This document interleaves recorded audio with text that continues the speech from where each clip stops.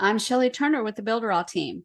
In this video, we're going to talk about how to use the internal live chat option inside of Worckie. So I'm in the Worckie dashboard, and I'm going to go over to the left-hand side, and I'm going to choose Chat. And inside here, this is where I can set up a back and forth two-way chat with any member of Worckie inside my company. So all I need to do is go up to the top right-hand corner and click the plus sign to create a new chat. And then I'm going to choose the person that I'd like to chat with. That creates a chat window, and now I can start typing in my chat message to them.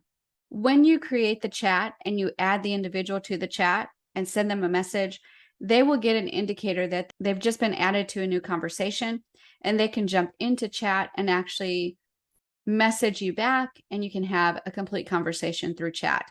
The other amazing thing about this internal live chat system is you can create groups. So if you click the plus sign and you create a new group, you can create a chat with multiple people, more than just two people, so that you can chat as a group about projects or tasks. So that's how you use the live chat feature inside of Worckie.